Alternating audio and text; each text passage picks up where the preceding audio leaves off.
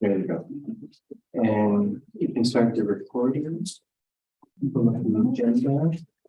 Next we see recording. Recording. Not yet. Okay, we're ready. No, we're ready. One more One button. second. One more button.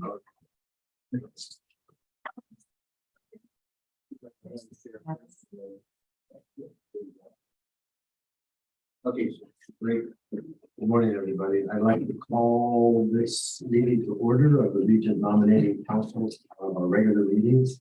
Today is Thursday, July 13th, 2023, and the time now is 1 minute after 10. In front of you, all of you, is today's agenda, and there are action that you'll need to vote on in time. If all of you could take just a couple minutes and take a look at the meeting minutes, the regular meeting minutes of April 13th, 2023.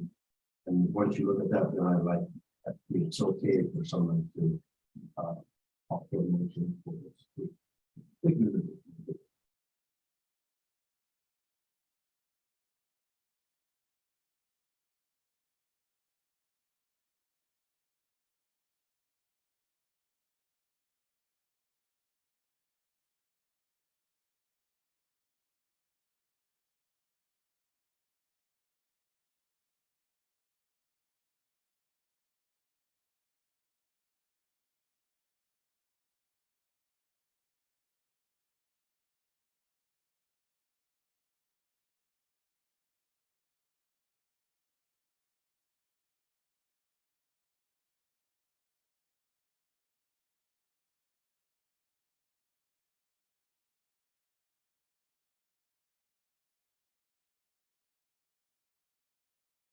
I move to approve the minutes for Thursday, April 13th, 2023.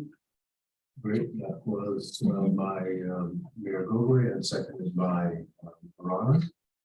All in favor of the motion, please say aye. Aye. Thank you, nay. Motion then passes. Thank you all very much. Okay, we have a couple items under old business, recruitment efforts, status of applications, and the member status. So if you don't mind, Dave, can you take over? Chair, if you don't mind, we'll postpone 3.1 until we get to 4.1, so we can discuss that together. And so for 3.2 on the RNC member status, first I'd like to welcome Dr. Genevieve Leon Guerrero, who has replaced Dr. Michelle Santos from the faculty senate. And you want to take a moment to introduce yourself? Oh, sure. So I'm with the School of Education. So being chair of our institutional effectiveness committee was a surprise for me. But I'm with the newly proposed doctorate of education program with Dr. Gutierrez, and so we're looking forward to that. And that was approved in our last meeting, and so we're excited and hopeful for WAS's favorable review and approval moving forward. And I think that in itself is going to be a major leap, not only for our institution, but for our other brothers and sisters within the schools to start building their own doctorate programs.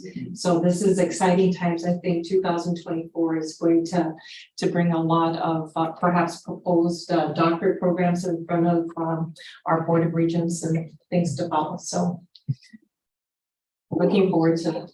Congratulations, absolutely. Yes. Maybe we'll just real quickly, if you don't mind, just so that I'll just have everybody just real quick introduce themselves and their position here on the. Natasha Suba, I teach here, but I'm also the president of the Alumni Association. Great. So great. Anna Pangilinan, member at large. Mayor Gogoi, Mayor's Council going back. Austin Fortuno, Student Government Association. Christian Ramos, Guam Youth Congress. Monica Keaton, member at large. Oran El Sagini, Staff Council. And Dr. Udine is the admin council representative. And my term both at the university and admin council, but excuse me, small. And we'll cover that in everything. No one else. Yeah. I'm the interim chief of staff for the university, and I oversight the board as the board liaison, of which the RNC is one of the region's type of council. Would you also like to make another announcement? I can. I'm also retiring on September 30th. Thus, we have our two young studies here. Well, congratulations. As they say, thank you for your service. Not over yet. Good day, good morning, everyone. My name is Kayleen Roberto. I'm a project coordinator in the Office of the President, and I'm here to support. Thank you. I'm Lauren Analista. I'm the Director for Development, Alumni Affairs and Foundation Relations. And as Dave mentioned, I'm sort of training to take over, I guess. I don't know, that's not the right term. Very big shoes. Absolutely. Yeah, actually sure how we would run. They will be serving within her because, as you know, we do have President-elect Dr. Anita Borja Enriquez, who is making her transition. All things equal, she will take effect August 6th of 2023. Okay, that we will know by July 27 when the contract gets signed. That's the board meeting for that. You're all welcome to observe. Okay, and the notice will go out as soon as the notice gets from notice. Because there may be other actions that's going as well that are rider to that maybe event. Okay, Thank you. That is amazing service you've given the university for so many years. Thank you. Okay, so going down the list, we have Leslie Young Guerrero, who is the current UOG Board of Regent representative. But because the chair has not reconfirmed her yet, they usually have selections of chairs for committees in April. And so we're waiting for the chair to confirm her. It looks like it's most likely, so she should be able to continue. Otherwise, April 13th was when she was expected to turn over, but hopefully she won't. Okay, so more to follow on that when they make the decision. Admin council, Dr. Lee Udine, as he mentioned, he is extended until November 11th of 2023 this year. The admin council has already identified his replacement as Dr. Mary Cruz, who's the associate dean for class. Okay, and she should be able to take over after the October meeting, which she could be invited to the October just to observe. So in November, she can just step right in. And then for the faculty senate, again, welcome aboard Dr. Wendy Leon Guerrero, who replaced Dr. Santos. Our staff council just need a confirmation from Orana. Technically, her term ended in March of 2023, and This elections will happen on the 20th, so okay, we will have a new, a new member appointed. a new member appointed. Yes, so I'm exiting staff council, so Okay, so we can anticipate. yes, so just today might be my last. Okay. Oh, sorry. Thank you for your. Don't say that. Extended the minutes for this. Oh, So just by way of thinking 2 steps ahead, Orana is also the secretary for the RNC. So when she rotates, that position becomes up for election. And the team at that point will elect a new secretary. So there may be, it could still be the staff's council rep or someone who volunteers to join. Okay. SGA, Austin Fortuno has been extended until December 15th of 2023 until such time that SGA will be looking for the replacement after that case. Because the good news is that after that date, I will be student teaching. leading up to graduation. Yes. And then we have UOG Alumni Association, Natasha Suba. Okay, just for our records here, will be good until April of 2024. Okay. Then we have Mayor Jesse Bowie, who will be good until February 2024. Youth Congress, Christian Ramos until December of 2023. And then our at-large, Tony Blas, who is not available today. She had another commitment that she needs to go to. She's good until October 2024. Our other at-large is Monica Pito, who's good until March of 2025. And Anna Pangaminian, who's good until January 2025. Just by way of background, everyone serves a 1-year term, subject to renewal, and our at-large serves 2-year term. That's voted by the RNC. Thank you. Subject to any questions, that's the update. Okay, so, new business, there's a couple of the options, so we're kind of moving 3.1 over to 4.1. David, you might want to explain if it's okay. Yes. Why these two options are here. Yes, I And then can. we Thank can you. Make a discussion. Thank you for that. The chair, Leon Guerrero, Leslie Guerrero,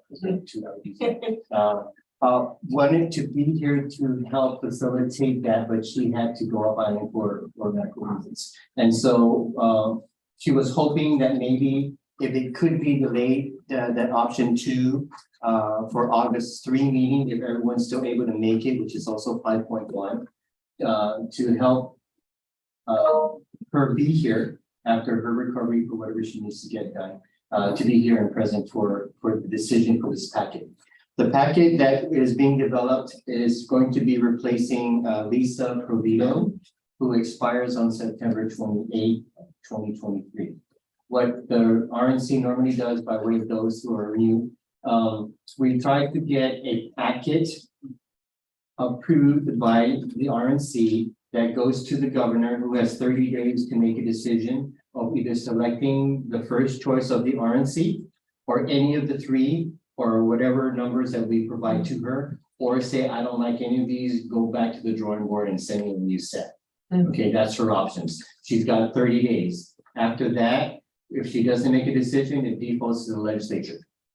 Or she makes a decision and then she moves it to the legislature. Once she makes a decision, that's the name that goes forth. Okay, the legislature then has 2 things they got to do. One, receive the packet, and then schedule a confirmation public hearing where they ask questions, all kinds of questions the public can contribute to support or not support that candidate. And then if everything goes well, then they schedule that individual for a confirmation vote. Yes, ma'am. So when it goes in front of the legislature, then we're asked to also be present at the legislature? No, you are not. Okay. Once you submit the packet, you're done and you Our can stand. task is done. Yeah, if you choose to attend, you can. Oh. Okay, but otherwise it's the candidate plus the leadership that attends and anyone who has written a letter of support. Okay. Okay, that would help the individual to get selected. Okay. And then after I think that process can take 2 months. That's correct. On a normal schedule, the governor's got 30 days.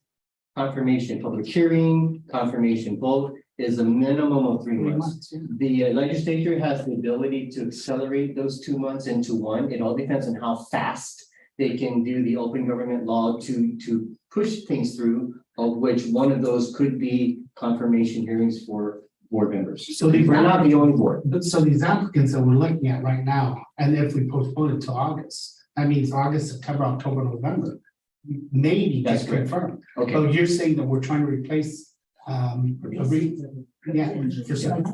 Okay, so I'll talk to that, put that thought for a minute. So the 3 months, okay, so depending on how fast the legislature could meet, because they meet for a lot of things, this is just one tiny thing, right? It could extend it to beyond the 3-month regular time frame. Okay, so what happens with the candidate? What happens with the candidate is for Provito, even though her date is September 28th, by public law, she's automatically extended up to 3 months, depending on how long the legislature takes the process. But now it's at the legislature, they're the 4th quarter team, right? To take it. She has up to 3 months of automatic extension subject to the confirmation vote. Okay, after that 3 months, if they still have not done that yet for whatever reason, okay, then we go into what we call public hearing scheduling for the legislature.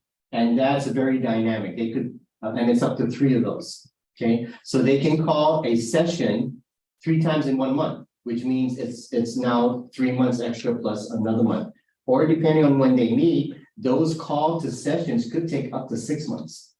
Okay, it all depends on how often they are gonna call a session officially. Okay, this man. You've done this obviously quite a long time. What is your average assumption of how long this packet, assuming if we, let's say we did wait till August and wait for the Regent, to return back? What is your projection as to when all things in its proper place? What do Yeah, you all think? thing in its proper place and shooting in the dark from whatever place you want to take it, right? This is my thoughts. If we submit it in August, the governor will take in, we'll ask her to accelerate it if she has no issues with it. But she has up to 30 days. So August 3 to August 4, we get it to her. September 4, she has to do something with it. So October, starting September 4, October, the Amanda Shelton in place because she's our chair for higher ed. We'll try to schedule it in October and then vote in November. That's ideal. That's the normal. Now, what they're gonna do in between, because now we're heading into vacation months, right? That if things starts to slip, we don't know if they're gonna meet in December. They usually do. But you know, you got Christmas there, you got Thanksgiving, so things may start getting pushed to the right because they also have bills they want to pass for whatever reason, going into the new active new calendar year. So when this happens, normally when it's going through the legislative process, are you the person who kind of follows up, or these two people will be the ones to follow up with the legislature That's correct. to make sure that we're still in the queue? That's correct. We will be in contact first with the governor's team, which is usually her staff counsel or her legal counsel, who will monitor that, and she has a process. Okay. So it's not a one-day turnaround time. She has to validate some things on her own. And there's a process with that. That's why she has 30 days. Okay, and then we just need to know from them, when do they anticipate giving it to the legislature? Everything before that doesn't matter to us. We're only concerned about the transfer, right? Same with the legislature. When is the public hearing going to be? And then when is the confirmation vote going to be? Everything else is on them to figure out. So, you know, I think both the mayor and new member here is kind of wondering, is it, you know, we're talking about a 2-week delay in a way. We're talking about a 2-week delay. Now, yeah, and so it's doable. It all depends on their schedule and what is it that's their priority. As you know, if you've been monitoring the legislature, we got the budget, okay, that they have to still do and finish before September 30th, because the units, you know, my agencies are dependent upon the information. Okay, and then they have the crisis with the elite, okay, that they have to manage, and all things being equal, they're not going to get it done in time for August. But they're dealing with all of that. And in addition to all these confirmation hearings and other boards that have the same thing that we do. So my best guess is maybe November, probably December. Okay, so September, October, November, December, that takes her into the automatic 3-month extension. The board has already discussed their reassignment of stuff, so they're going to be set. It's not internally to the board regents, they're set in who's going to be in charge and when. So don't worry about that piece. Okay, thank you for the explanation. Do You they got have the your- son number, right? do these two over here have your WhatsApp number, David? My number is going to change. There's all kinds of things, my new boss may not want me to do anything else, but that. Yes, I'll be available. But at the end of this, as we sit in this, the problem is, you know, this is the top of your, this seems just rolls off the top of your tongue. And all of this stuff, it's just gonna take up, when somebody asks that kind of question, we're all gonna look around the room and say, yeah, how did we do this before? Let's call David. But David, so I'm always available for this. and you always have them. And you know, after they get 3 or 4 of these under their belt, at most, they'll have the rhythm going. That's why they're here now. So, listen, my opinion is, the current chair of this committee, I'd like for her to be here. I think it's important.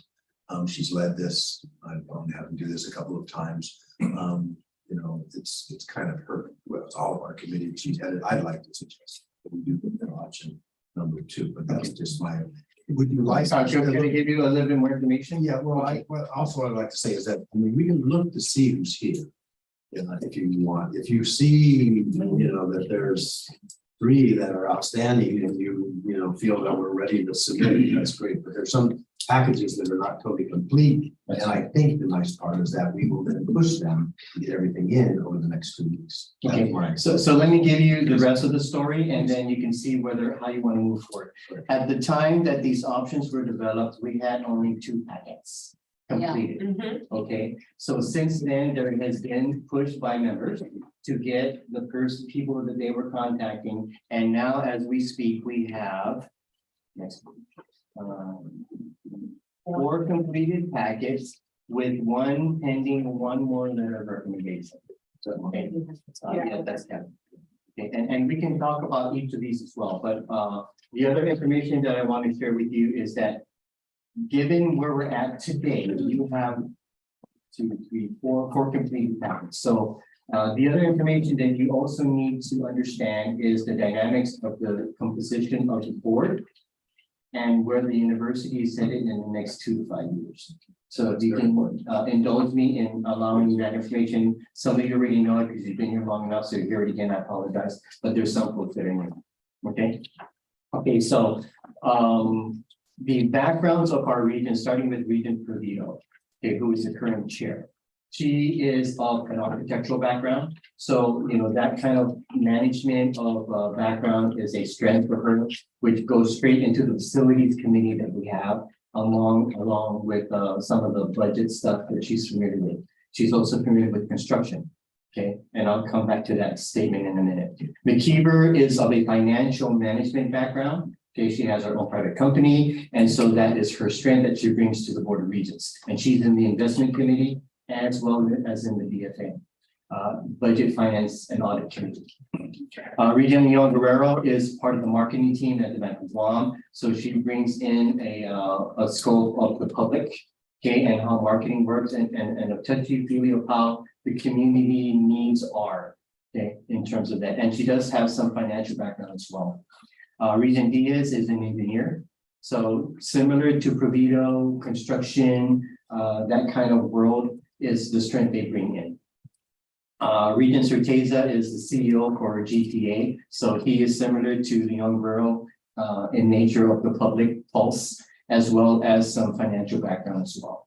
Okay, Regent Holwell, also Bank of Guam. I think he's in the marketing outreach loan area. So like Regent Leslie Young-Girl and Certeza, he's got the pulse of the community and some financial background as well. Regent Malilay is a dentist, so she brings in just the private sector and just a different and fresh perspective of things when things come to the table. Okay, and contributes that way. Regent Valencia is a private sector CEO kind of level. She's currently located in Hawaii physically, but still technically a resident of Guam, which still qualifies her in case you hear things about that. Legal counsel has viewed the residency laws, and from where we sit, she qualifies. Okay, although some people differ in opinion outside of the university. Okay, and then there's our student regent, who you don't need to be concerned about. She gets elected by the students and this through the Student Government Association election process. Okay, and she's here until May of 2024. Okay, so she's good. Okay, she's that. So that's the flavors of and the backgrounds of our regents. And so because Provito has the architectural, engineering, construction background, that's one area to be sensitive to, but we still have Diaz. What we have lost since Regent Philish is a CFO type of activity. So where are we with the strategic plan of the university? As you all may or may not know, the university, like any minor agency, is struggling with budgets. Okay, because of the legislation and ability to give everybody what they need. Okay, so finances right now is an area of challenge that we need to strengthen within our board. Okay, the other area is in terms of strategic planning. You know, we have at least 4 major buildings that are in process of probably actually breaking ground. We have one that already has student center. Okay, we have 3 brewing, which is the engineering annex that's going to have groundbreaking again pretty soon. We have a School of Health that will have a groundbreaking, and we will have a new Weary building that will have a groundbreaking. So all of those are in motion. We anticipate it actually breaking ground this year. Okay, all things being equal. What's brewing is potentially a dorm, private-public partner dorm, if our university chooses to want to go that route. So that would be another construction, okay, and then we go from there. Okay, and there's other facilities that are brewing, but right now that's the top four with the dorm. So thank you, with the dorm brewing and probably a new fine arts facility brewing and a couple of other global learning and engagement building facility brewing, because they bring in a lot of international students, but they get no place to house them for a room board, and they got no room big enough to keep them on campus to do activities. Okay, they're struggling with that. Question. He would also talk a little bit about the law that says that certain individuals have to be alumni. Yes, okay, that would be the next page. So in terms of requirements, one of our regents must be an alumni, not including students. Because some of them could be master's degree student and already alumni, but they do count if they're in that vote. Right now, we have 1, 2, 3, 4, 5 alumni regents. Okay, and so we're good from that perspective.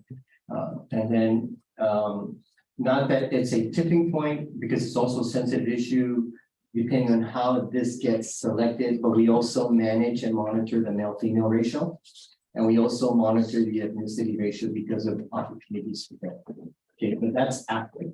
Okay, the key thing is, what does the university need in its board to move things forward based on where we believe the university set it and what the university needs in terms of expertise for policy.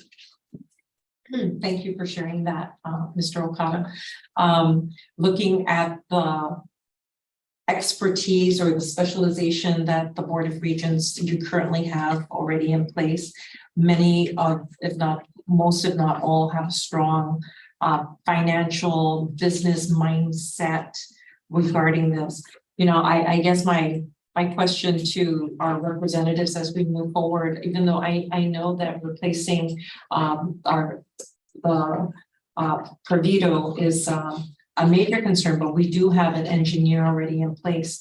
The parallel with the goals of the university and trying to level us up to that next level, and looking where we're going to be in the next 2 to 3 years with sprouting of more maybe academic programs moving forward. I see maybe a gap of someone with the strength in educational background, to perhaps consider that to kind of, maybe help kind of grow the knowledge with the current regents regarding this when they're in their meetings, their meetings. But I think I see that we might be missing someone more in education. I think there's a couple of individuals that may have that background in the packets that you presented. And I, like you had shared, being, 2 weeks away, it's not going to affect us, and maybe perhaps we might be able to, look towards getting more applicants with different background. But I think you have a very strong infrastructure regent, with their perspective and their background. And when we finances, most of us are finance related, right? But to dissect and the budget piece, the strength really lies in investments. Sure. The weak area is audit and financial management from a non-investment perspective. So that's why the CFO piece also becomes important. Just FYI. But you're right. There's also what also can be strengthened is the academic side, and there are some candidates that have the potential as well. Okay, so two other things. One is we do have a president-elect who still has to go through what the transition planning process that includes the review of the strategic plan for the university. So what I said today could shift after that meeting. Okay, so it's dynamic, it's a moving target. but this is the road that we are now on. And if it shifts, the Regent Nominating Council will be updated accordingly. Okay, more to follow on that with our new president-elect once that has been vetted with her, and then she provides that new guidance, whatever it is. Sure. And the only issue with that is that we're suggesting that this meeting be delayed to August the 3rd, the incoming number 12. Perhaps, you know, it doesn't, as you said, doesn't start to the 6th. So, we're still going to be selecting somebody, I think, or recommending somebody prior to what you just talked about. Yes. Okay. So one more topic, if we can look at the agenda again. The items in red is just for your eyes only. The public has everything else but the red part because this is for you. If you note on some of the things, the next Regent to be will be Regent McKeever, October 3rd, 2024, which means on 5.5, we need to be gearing up the pool again and relooking the pool to make sure that we have coverage in those similar areas. Okay, which I think you guys do because you guys have been working packets to date. And those are the packets that you have in front of you. That's one that has one LOR to go. The other updates, if I may, Tom Tahaji, just for people who are not aware from the last meeting, is a candidate who is going to be approached, and I believe he has, but the packet has not been turned in yet. That's Leslie Guerrero. Michelle Kramer is pending an ask through Leslie Guerrero. Christine Valletto, who also has CFO background, is pending ask from Leslie Guerrero. I'm not sure if you further delegated that to somebody. Okay, and then the other one was Ronnie Delphin, who is pending a package, and Monica can talk to that if you'd like to now, since we're segueing into it. He still hasn't submitted or even started his application. But So, interested or? he said that he was interested, but because he hasn't submitted a package. Yeah. It's like, are you really? I'm not. Okay, now, It's not a good time. and it's up to the RNC rep and the RNC to determine whether to cut bait or continue to drive. Okay, because if there's some red flags, I call them red flags that are popping up like that, then the question to the RNC is, okay, if there's interest is there in the words but not in action, is this a candidate we want to approach? And then we can cut it before it gets too much. Okay, so that's something for the team to discuss. Otherwise, that's what's in the queue. Okay, and if recommendations for strengthening the academic side is going to be an initiative through the RNC, then candidates needs to be targeted to see who has that opportunity as long as they meet the requirements. Sure. Your comment with regard to school of education, I think isn't that equally applicable to CMAS? Isn't CMAS doing a major rehaul of the programs? What about the computer science? Yeah, but that's about, The only one? that's about the only one, correct? The major areas from above the forest, okay, is the School of Ed with the new doctorate degree that is jump starting as we see because it was recently approved. The other one is the ABET accreditation with the School of Engineering to make it now final. Okay, right now it's just interim. Okay, and until that ABET accreditation is done, it's an issue. It's a major effort for academics to move in. Okay. Beyond that, things are kind of stable. I don't know of any major program that's shifting significantly like those two are. Just follow through since I'm Just follow through. The only other one that's right below that, and you can talk to it, is the computer science. That's what I think. Yeah. And that's what I'm there. Still have a little ways to go on that.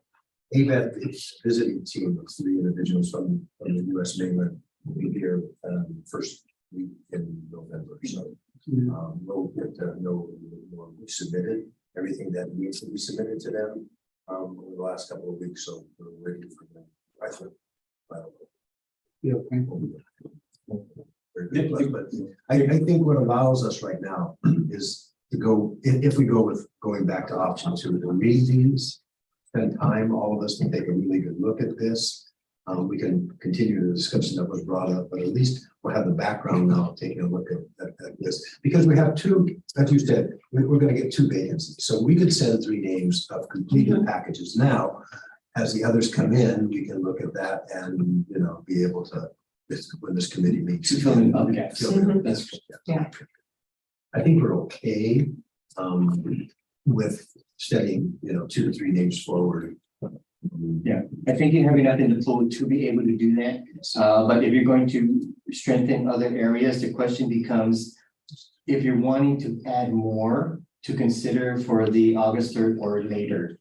But if you're targeting August 3rd, the question now becomes how much more? Because based on our track record, the only one that could probably make the next cut in time for the August 3rd meeting is probably Kelly, because they got one more LOR. Everybody else will not make it. Unless they get the packet in really And soon. we know from those of us sitting here. It's a struggle. Yeah, it's a struggle. So, I've been pushing Bob, obviously, to do that. He got it there. And I know that he'll get, this last one. Cooper Nurse has dropped. Really? Yeah, by way of drop, some update for you, because some of these are recent. Julian Cooper Nurse is now dropped. Siska Putapia is now dropped because she's in another board and cannot do 2 boards. Lieutenant Colonel retired David Cruz is dropped. And Michael Moore has just dropped. Okay, per annual coordination. They're not available at this time. Okay, so those have moved to the inactive file, and that's where they are. With the 5 that we have in front of us are all complete except for one letter in the district. Yes, sir. Oh, yeah. Okay. Now, subject to the RNC, the longest packet serving is Nate tonight. So if you're going to decide that he's going to make the cut this time around, we need to then contact him. The recommendation would be to actually have 4 packets in the queue and in priority order. And some of you know you vote to prioritize, and then the number 1 goes recommended to the governor, but the full packet goes. If Nate is no longer available, because we don't know, we haven't called him yet. His packet's been here since 2021. So he's coming up for expiration. Okay, by 2024, he's basically done. If these numbers selected and recommended. I think that's it. But as it sounds, there's no conflict of interest with him sitting on a current. As board. we understand it from the last packet submission, there was no problem. Okay. Okay, but we're reluctant to call him until the RNC knows for sure he's going to be a viable candidate to see if he's still available. We don't want to call him, see if he's available, and then he comes, no, we're not going to submit his packet. That's not cool. Right? Yeah. So we'll wait for the council to move to the top 3 or 4, subject to whether he makes the top. I think we I think we've had this discussion with regard to 4.1. So I make a motion to go ahead and select option 2 at the request of the actual chair, postpone it to August 3rd, so she can have a viable opportunity to attend and oversee this election. Second. Second. All in favor of the motion to accept option 2 to table the evaluation of the completed packages until a special meeting on August 3rd, proposed to allow for more packets, or obviously. So all in favor of the current motion, please say aye. Aye. All opposed, say nay. Motion passed. While we're here right now, does anyone have any problems with August? Which is, sorry, we still need a quorum. Someone's going to. Okay. Give you a file. All filing, but Zoom available? I could be, I don't know. Silence, you got to do the calculation there. This time is about 9 o'clock. Please also you're being all filing. Anybody else? Do we want to take a head count roll call? Starting with our chair. I'm just looking through, it's a Thursday, as it is today, I don't think it's, I'll be here, I'll be on. obviously the chair will be. There. I mean, Just. Dr. Miller, Present, I'll be present. okay, Orana, I'll be present on the side too. okay, I got Austin, I got you for Off Island, Natasha, I'll be here. and then Christian. I'll be present. I'll be here. And I'll confirm with Tony, and Monica. Available. Yeah. Okay, so yes, we will have a call. All right, okay, so we're gonna go to 5.0, next meeting dates we kind of talked about. Is there anything else, David, on that that you'd like to? Yes, sir, if I can, thank you for that. We put these dates here and we project out at least one academic year or so, because this will allow you to put it on your calendar to save the date. This allows us to confirm quorums and makes us really low risk of whether we're gonna have a meeting or not. So if you can post these on your calendars, that will be most appreciative, and try to work around them if possible. There's always acceptance, and we get that. But that's why we do what we do on the projections. Thank you. Thank you. David, now that we have this in front of us, we take it back, is there time for us as we look through these, if we want to bring certain things up to committee members, that we can do it? Is that legal, illegal? Do we have a special WhatsApp that we could chat with, or a devoted? I don't know how that's been done. Okay. Can you help me out on that? Yeah. Okay, because the RNC is open to the government law, open government law, like the Board of Regent is. Whenever you have a quorum, out of 11, quorum is 6. Yes. That constitutes a meeting. Okay, so the answer is no. Okay. Can you have a chat group? Yes, but you cannot do certain things. You cannot be deciding on things. Sure. You cannot be discussing things towards a decision. You can use it to confirm whether you're gonna be able to make a meeting or not, pushing information out, pushing changes out, asking questions of concern that are not of a decision-making nature. So yes, we can do a WhatsApp group. I'm just listening. I haven't read them yet. I was just wondering if there's certain things that might, maybe we have to pass our questions to you first and say it's legal. Yes, and that's been done before. Are we allowed executive sessions where it's not broadcast? Yes, yes, okay, so, because we anticipated option 2, that's my anticipation. What normally happens when you're reviewing packets is that we will put in an executive session for the group to openly discuss what's best for the university and your opinion about each packet. That's executive session, okay? Then what happens is you cannot vote on executive session. So those that have been here for a vote before, we've got general counsel guidance to do it this way. The voting must be public. So when everybody is comfortable with how they're gonna vote, you adjourn executive session, the staff will come back in, and then we roll call for a vote on each packet. And then the packet with the most votes win in order of priority, okay? And then you vote again to confirm that order of priority. And the number 1 being recommended to the governor. Okay, that's how that works. Now, on the minutes, okay, we could do one of 2 ways that you all need to decide up front. We're gonna do it by roll call. That has to occur in public, okay? But the roll call for the minutes can either just be the recap of the numbers, okay? Or we can say, so-and-so voted this way, so-and-so voted this way, so for the total number. Okay, your call. Some people are not comfortable with having their name assigned to, who they voted for.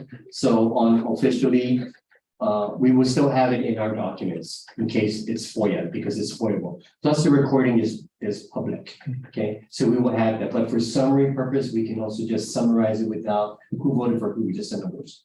Okay, so you all decide how you want to do that. We can go either way. Sure, Madam Chair will discuss that with us at the. Okay. Yeah. So, normally we meet at 10 o'clock. I have never been through one of these. Okay, so the routine is you have to meet at least once a quarter. Okay, and in the red here under 5.0 straight across, it says the first month, each quarter specified week that is determined by the RNC. And what we're sensitive to is the academic side, because once you know your schedule for fall, then we try to work around it. So it doesn't have to be 10 o'clock. So that's why everything's in red here. The dates are pretty much set, subject to the group saying, can we change this date to this date? And what I'm talking about is on August 3rd, Yes, we'll probably have an executive session first. yes. Well, open the meeting, vote to go into executive Right, session, exactly. yes. So will the 10 o'clock still work for everybody? I mean, it's gonna be a longer meeting. Or do you normally start at 9 to go to 12? It's up to the group. Okay. The time is set by the team. So how So do let's do 9. A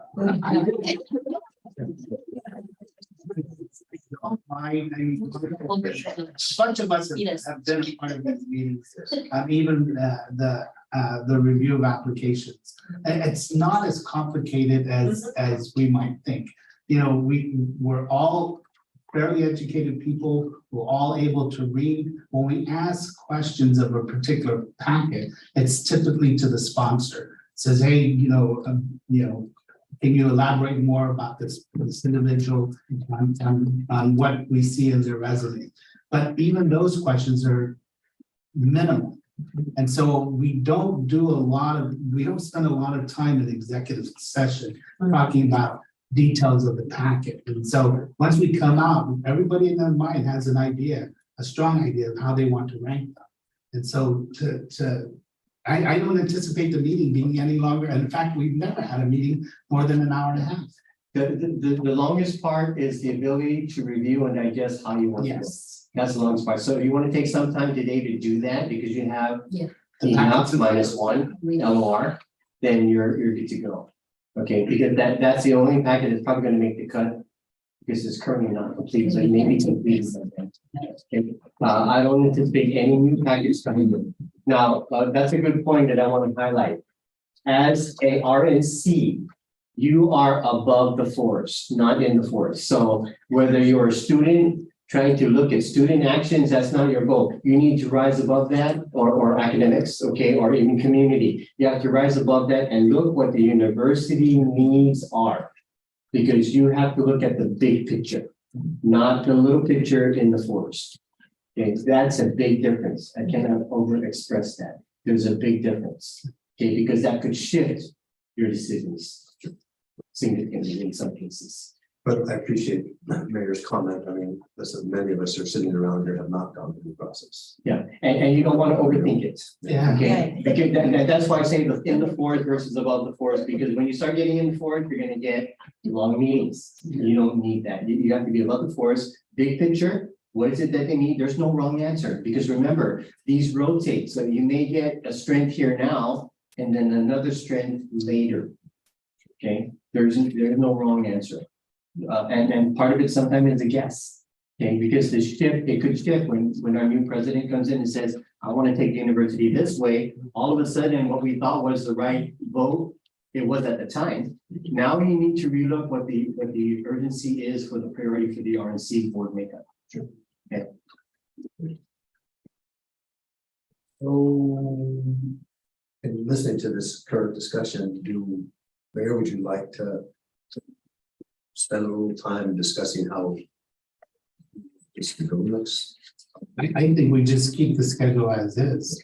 And if we're gonna start talking individual packets, we have to go into executive. You have to go into executive. Right now, you're just reading it on your phone. You can't discuss that because we have to be. And since we're already delaying the meeting to August 3rd to wait for the actual chair to be present when we discuss individual packets, there's no need to go into executive. I mean, that was the whole purpose of option 2.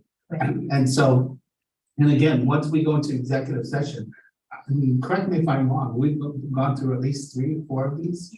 You know, we've never been in an executive session for more than 30 minutes. No more than 30 minutes. And we've had 4. And I think one time we actually had 5 packets that we reviewed. And so we didn't spend a lot of time dissecting an individual packet. We basically said, okay, these are their skill sets. This is what they bring to the table. This is their experience, and this kind of meets the current need of the region. And would make a good fit and then rank accordingly. 30 minutes. I'm normally not in the executive session, but I've been doing planning for a while. And what makes it easy to vote in good faith is as long as you agree on the criteria that you're looking for. Yes. If you agree on the criteria, it makes the voting easier for the most part. Yes. Not all the time, but for the most part. Okay. And listen, and I do know the current chair has done this a few times. She's going to. Even She'll be able to navigate. And you have, like the mayor, people have done this a few times. You look around the room and see those that have gray hair and those that don't. You can see that he's well seasoned. A lot of great. Before I became a mayor, Excuse me, I'm in his village, so I know how. he stresses me out. You ever go to great hair? Okay, so as we come back, we'll circle on 5.1, August 30, 10 a.m. So we're back in. 10 a.m. I think. Okay. And all things being equal, anticipate 11 o'clock. It's just so you know, I mean, a while back, our meetings were at noon. They were luncheon meetings. And so I don't mind eating up my workday, to attend these meetings, but generally speaking, we used to have these meetings during our lunch. So that we wouldn't waste any time away from work, not waste, but take away any time from our work to perform this duty as an RNC. And because people like Lee here, kind of monitors to make sure that I also perform my duties as a mayor. And it kind of, just for those who, with no background on this, it kind of also worked not only for the private and public sectors, but for the academics, because usually our representative are not teaching it around the lunchtime. That's why it worked then. This recent time worked for the academics as well, subject to some risk of people using their duty time to come over. So all these times are soft. Okay, and unless you already know even the students, they have classes, and some of them normally do have classes at 12. So they have struggled in the past about attending or asking permission to attend and then go back to class. We'll ask the chair next time, maybe. Okay, but again, all these 10 o'clock is just a placeholder that can change, but the dates are, unless you really want to change it, they're kind of set. I'd like to continue at least for the August 3rd at 10 o'clock. If that's okay. Okay, got it. Now, on occasions, sometimes a regent has to resign for professional reasons or other. We've had that in the past. In such cases, we may need to call a special meeting to regenerate the pool and then vote on the packet based on who may have resigned and cut their 6-year term shorter than they expected. How that works is, like, example, if I'm a regent and I resign tomorrow, then the RNC will look at the remaining tenure of how many years I have left and then vote on a packet. It goes through the same process. But the new person, say Kayleen, becomes that person of choice and confirmed. She will serve the term up to the 6-year mark. But she will also have the opportunity to resubmit her packet for another full 6 years.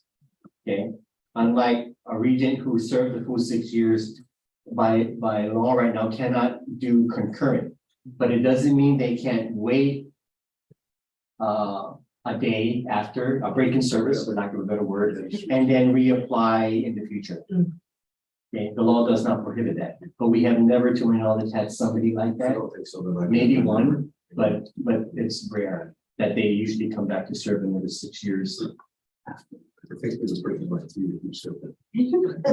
Okay, but it's okay. So that's how that process works. So someone could currently have more than 6 years under the belt. The longest serving was Regent Mayor Flora Herrero, who served almost a full 10 years. Because the person she replaced resigned almost a year shortly after.